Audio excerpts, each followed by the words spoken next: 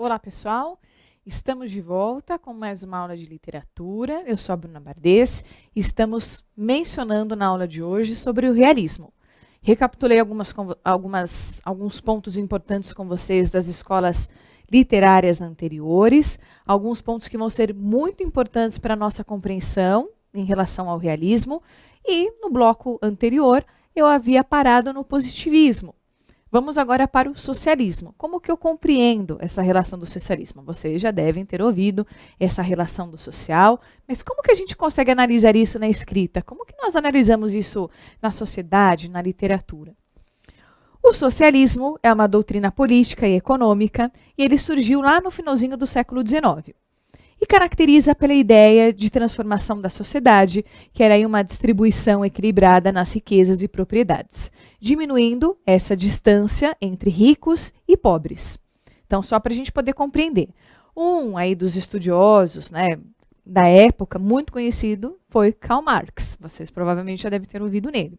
Karl Marx foi um dos principais filósofos do movimento. E ele afirmava aí que o socialismo seria um avançado a partir de uma reforma social, que era a luta de classes do proletariado, e pois o sistema socialista não deveria haver classes sociais e nem uma prioridade privada, ou seja, as pessoas tinham que viver da melhor forma possível, então sem divisões, se eu sou rica, se eu sou pobre, não teria isso. Nós vivíamos igualmente, ou seja, direitos iguais a todos. É colocado isso para nós. Depois, nós viemos com uma questão do determinismo. Tudo isso para vocês, só para ver como marcos do realismo, então esses nomes que eu venho citando, a evolução, o positivismo, o socialismo, tudo isso teve um grande ápice no realismo, século XIX, certo? E a partir do século XIX, nós tivemos o determinismo. Poxa, Bruna, determinismo é o determinar? Sim, que vem do latim determinare. E aí o que seria? A gente entende isso e acabou? Não. Nós temos que ver que nessa parte do determinismo é baseado em causas, ou seja, acontecimentos de determinação que são de caráteres naturais e sobrenaturais. Ou seja, o termo determinismo, ele vem para nós como decisões e escolhas. E como funcionam essas decisões e escolhas? São escolhas humanas. Como que nós determinamos isso? Vem a partir de nós. Nós que compreendemos o que é certo e o que é errado. Então vejam a razão vindo desde outras escolas literárias. E agora no realismo ele vem mostrando. Nós determinamos se nós vamos ter o livre-arbítrio. Não é... As relações humanas não acontecem sobre o livre-arbítrio. Não vai acontecer porque eu quero que isso vá e faça. Mas sim através de uma relação da casualidade. Então, por acaso... Se aconteceu isso, teve um porquê. E aí entra o que está determinado a ocorrer. Entra o realismo. Ideias que vão serem buscadas. E o pessimismo? Como que nós buscamos esse entendimento? Deixa eu só avançar aqui para nós. Essa relação do pessimismo. Como que eu consigo trazer para a aula de hoje? Pessimismo, se vocês buscarem, é uma pessoa... que ela tem uma condição de pensar em tudo que vai ser negativo. Até eu posso chamar uma pessoa que é derrotista, que é incrédula. Ou seja, ela não acredita que aquilo vai dar certo. A gente sempre brinca, Para de ser pessimista, para de pensar assim. Procura ser otimista em pensar algo bom, em pensar que vai dar tudo certo, que você vai conseguir fazer tal coisa. E existem aquelas pessoas pessimistas, ou seja, ela tem uma certa frustração por aquilo. Será que é isso mesmo que ela vai tentar? E ela cria tentativas, mas não vai dar certo. Para que eu vou fazer isso? Eu não vou perder meu tempo em relação. Sabendo isso, entendendo esses tópicos e conhecendo um pouco mais sobre, eu entro com vocês no realismo em Portugal. O realismo português, ele representou um dos mais férteis movimentos da literatura portuguesa. A qualidade das obras superou a dos demais movimentos, evidenciada pela prosa de Eça de Queiroz e pela prosa de Antério de Quintal. Lembra que é Quintal, tá? Não vamos falar Quintal aí e colocar, então tomem cuidado com essa relação. Quando eu penso nesse sentido de foi um movimento literário, né, um dos mais férteis aí, que a obra, o movimento histórico evidenciou, teve como primazia, ou seja, foi um dos mais importantes, eu preciso compreender como isso ocorreu. E aí eu tenho que mostrar algumas características para vocês do realismo, antes de falar aqui do Antero de Quintal.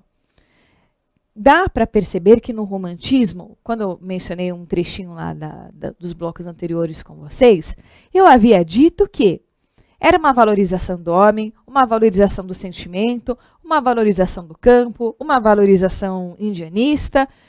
Mas e agora? Como que é visto isso? Será que o realismo segue com a ideia do romantismo? Que a mulher tem que viver apaixonada pelo homem, o homem pela mulher, e eles devem ficar juntos? É agora que eu começo a explicar algumas coisas para vocês. O Antero de Quintal, ele teve algumas características de uma quebra da religião. Ou seja, ele não ficava a favor de algumas questões católicas. Isso ele ressaltava nos versos dele. Ele nasceu em 1842, ainda falando sobre o século XIX, e faleceu em 1891. Ele foi um poeta e filósofo português. Foi um verdadeiro líder intelectual do realismo em Portugal. Então, o marco aí se cair em prova, quando é colocado Antero de Quintal, é importante vocês, pelo menos, lembrarem o Quintal, né, o Quintal, para tentar compreender. E ele se dedicou numa reflexão de problemas filosóficos sociais de seu tempo. Olhem aí como é importante a gente tentar entender, porque se ele buscou isso, se o autor tentou compreender a relação do social, da sociedade, obviamente que ele colocou isso para a poesia dele. Ele foi lá e mencionou nos textos. E quando ele menciona nos textos, nós temos que tomar cuidado com as interpretações. E aí eu coloco para vocês, né, um trecho dele, um texto, do Hino à Razão.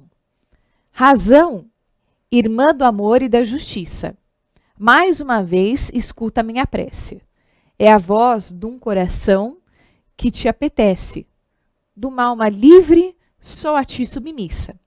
Por ti é que a poeira movediça.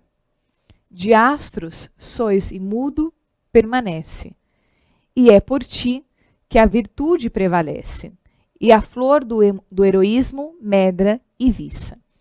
Poxa, Bruna, pude perceber sim, através dos versos, né, que eu já li, de outras escolas literárias que tinham rimas, tinham uma métrica, dá para perceber essa quebra. É mencionado, consigo compreender. E logo, já é colocada na primeira palavra, razão. Razão, irmã do amor e da justiça. Ou seja, as pessoas começam aí ver que tem uma relação do amor, eu sou apaixonada, eu amo o que acontece, mas será que eu vou agir com o meu coração ou será que eu vou agir com a razão? Eu vou começar a refletir mais? Eu tenho que aceitar tudo que meu coração manda, o que ele faz. Então, se meus pais pediram para eu casar, lá numa época que tivemos de outras escolas literárias, meu pai pediu para eu casar e eu tive que casar com um homem que eu não gosto. Eu tive que ser submissa a esse amor e aprendi a gostar do meu marido conforme os anos, conforme o tempo. E fiquei casada com ele durante muito tempo. E agora, no realismo, será que as pessoas ficam casadas mesmo sendo infelizes? Será que acontece de serem submissas, às vezes apanham pelos maridos, ou será que se apaixonam por outras pessoas? Tem o adultério, como é muito utilizado, eu vou falar muito desta palavra para vocês e marquem isso no realismo. A questão do adultério é a traição. Então, será que a mulher ou o homem deve realmente ficar com a pessoa que casou com ela, às vezes um amor de infância? Eu sou apaixonada por um homem, um menino desde a infância, casei com ele, porque minha mãe falava, olha, eu já conheço esse menino, você deve ficar com ele. É com ele que você deve casar. Mas eu não cheguei a conhecer ninguém. Eu devo casar com ele sem conhecer? Será que é isso mesmo? E nós vamos perceber no realismo. E o Antero de Quintal tenta mostrar isso para nós, né? A relação da valorização da razão, de uma alma livre, só a ti submissa. Ou seja, quando é colocado aí, de uma alma livre só a ti submissa, o homem dedica-se à mulher 100%? E a mulher dedica-se ao homem? Tem essa relação? Será que ele trata muito bem ela isso? De astros sois e mundos permanece. e é por ti que em virtude prevalece. E a flor do heroísmo medra e viça, ou seja, ela permeia. Será que acontece isso mesmo? Será que vamos compreender assim? Então, é importante percebermos das características que nos trazem do período para a gente poder compreender agora o que os autores vão ressaltar nos seus versos. Tenho aqui o Junqueira. Guerra Junqueiro, é visto como o Junqueiro, às vezes nas provas, quando aparece. E o que ele traz para nós? Quais são as características? Ainda falando sobre o realismo em Portugal. Ele nasceu em 1850, faleceu em 1923, foi um poeta, prosador, jornalista e político português. Poxa, essas pessoas eram tão nomeadas, tinham tantas profissões na época? Certamente. Muitos dos autores daquelas escolas literárias eram médicos, eram advogados e buscavam, através de textos, através da literatura, compreender o outro, compreender a sociedade. Por isso, se dedicavam e tinham essa valorização pela escrita, a ponto que hoje nós podemos tentar valorizar, fazer uma análise através da situação. Como que eu compreendo os marcos históricos? Através da escrita. Temos a oralidade do que era dito, vem nas músicas, vem nas canções, mas eu também tenho a escrita. Graças a ela, nós podemos valorizar a língua, podemos ver como a língua portuguesa se modificou ao longo dos anos, graças à escrita.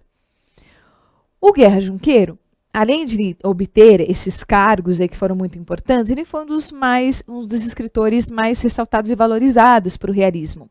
E dentre esse movimento, ele escreveu uma política, aí, né, uma crítica social, na segunda metade do século XIX. E o que ele trouxe para nós? Né? Ele trouxe aqui versos, como que eu faço para vocês, como já ensinei como calcular versos e estrofes. Versos são as linhas e as estrofes são conjuntos de versos. Poxa, Bruna, então eu tenho 3 estrofes nesse texto? Sim, eu tenho 3 estrofes. E os versos? Nós vamos contar. Então, na primeira estrofe eu tenho 1, 2, 3, 4 linhas, 4 versos. Por que eu sempre aperto a mesma tecla e fico falando para vocês entenderem isso, até anotarem e compreender? Chega na hora da prova, chega na hora do vestibular, é muito importante vocês compreenderem isso, porque pede numa prova dissertativa. No terceiro verso, é mencionado que o autor não está contente com a sociedade ou com a sua amada. Explicite e ressalte essa relação. Se eu esquecer o que são versos e estrofes, isso vai dificultar muito o meu entendimento.